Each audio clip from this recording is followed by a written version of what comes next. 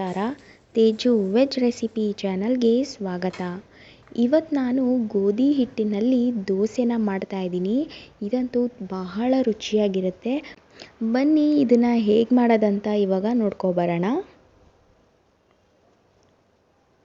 ಈಗ ಒಂದು ಮಿಕ್ಸಿಂಗ್ ಬೌಲನ್ನು ತಗೊಂಡು ಈಗ ಇದಕ್ಕೆ ನಾನು 1 ಕಪ್ನಷ್ಟು ಗೋಧಿ ಹಿಟ್ಟನ್ನು ಸೇರಿಸ್ಕೊತಾ ಇದ್ದೀನಿ.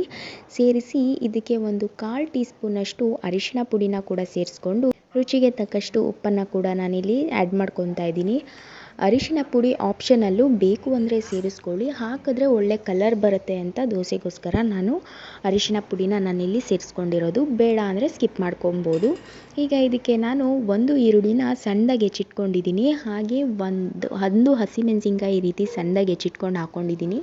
ಹಾಗೆ ಕೊತ್ತಂಬರಿ ಸೊಪ್ಪು, ಹಾಗೆ ಇದಕ್ಕೆ ಒಂದು 3 ಸ್ಪೂನ್ನಷ್ಟು ಗಟ್ಟಿ ಮೊಸರನ್ನ ನಾನಿಲ್ಲಿ ಸೇರಿಸ್ಕೊತಾ ಇದ್ದೀನಿ. ಸೇರಿಸ್ಕೊಂಡು ಸ್ವಲ್ಪನೇ ನೀರನ್ನು ಸೇರಿಸ್ಕೊಂಡು ದೋಸೆ ಹಿಟ್ಟಿನ ಹದಕ್ಕೆ ನಾವು ಮಿಕ್ಸ್ ಮಾಡ್ಕೋಬೇಕಾಗತ್ತೆ.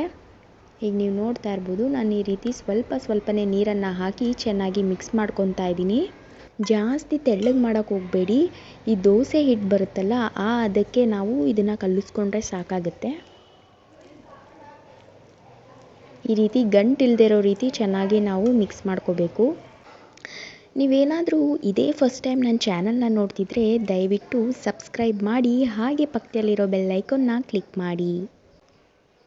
ಈಗ ನೀವು ನೋಡ್ತಾ ಇರ್ಬೋದು, ನಾನು ದೋಸೆ ಹಿಟ್ಟಿನ ಹದಕ್ಕೆ ಚೆನ್ನಾಗಿ ನಾನು ಮಿಕ್ಸ್ ಮಾಡ್ಕೊಂಡಿದ್ದೀನಿ. ನೋಡಿ, ಇಷ್ಟು ಗಟ್ಟಿಯಾಗಿ ಕಲಿಸ್ಕೊಂಡ್ರೆ ಸಾಕು.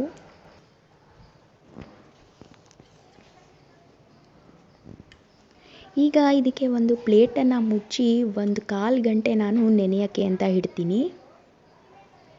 ಈಗ 1/4 ಗಂಟೆ ಆಗಿದೆ. ನಾನು ಇವಾಗ ಓಪನ್ ಮಾಡಿ ನೋಡ್ತಾ ಇದ್ದೀನಿ. ಇವಾಗ ಚೆನ್ನಾಗಿ ಒಂದ್ಸತಿ ಈ ರೀತಿ ಮಿಕ್ಸ್ ಮಾಡಿ ದೋಸೆನ ನಾವು ಹುಯ್ಕೊಬೇಕಾಗತ್ತೆ. ಈಗ ನಾನು ಅದೇ ಸಮಯಕ್ಕೆ ನಾನು ಒಂದು ತವನ ಕೂಡ ಕಾಯಕ್ಕಿಟ್ಟಿದ್ದೆ. ತವ ಕೂಡ ಚೆನ್ನಾಗಿ ಕಾದಿದೆ. ಈಗ ಇದಕ್ಕೆ ನಾನು 1 ಸ್ಪೂನ್ನಷ್ಟು ಎಣ್ಣೆನ ಸೇರಿಸಿ ಈಗ ನಾವು ಮಾಡಿಟ್ಕೊಂಡಿರುವಂಥ ಗೋಧಿ ಹಿಟ್ಟಿನ ಸಂಪಳನ ನಾವು ತವ ಮೇಲೆ ಹಾಕಿ ಈ ರೀತಿ ದೋಸೆ ಹುಯ್ಯೋ ರೀತಿ ಈ ರೀತಿ ಚೆನ್ನಾಗಿ ನಾವು ಸ್ಪ್ರೆಡ್ ಮಾಡ್ಕೋಬೇಕಾಗತ್ತೆ. ದೋಸೆ ಮೇಲೆ ಕೂಡ ನಾನು 1 ಸ್ಪೂನ್ನಷ್ಟು ಎಣ್ಣೆನ ಸೇರಿಸಿ 2 ಕಡೆ ನಾನು ಬೇಯಿಸ್ಕೊತೀನಿ. ಈಗ ನೀವು ನೋಡ್ತಾ ಇರ್ಬೋದು, ಒಂದು ಸೈಡ್ ಬೆಂದಿದೆ. ಈ ರೀತಿ ಇಷ್ಟು ಬೇಯಿಸ್ಕೊಂಡ್ರೆ ಸಾಕು. ಈಗ ನೀವು ನೋಡ್ತಾ ಇರ್ಬೋದು, 2 ಕಡೆ ಚೆನ್ನಾಗಿ ಬೆಂದಿದೆ. ಈಗ ಇದನ್ನು ನಾನೊಂದು ಸರ್ವಿಂಗ್ ಪ್ಲೇಟ್ಗೆ ಸರ್ವ್ ಮಾಡ್ಕೊತಾ ಇದ್ದೀನಿ. ನೋಡಿದ್ರಲ್ಲ ಎಷ್ಟು ಸಿಂಪಲ್ಲಾಗಿ ಗೋಧಿ ಹಿಟ್ಟಿನ ದೋಸೆನ ಮಾಡ್ಕೋಬೋದು ಅಂತ.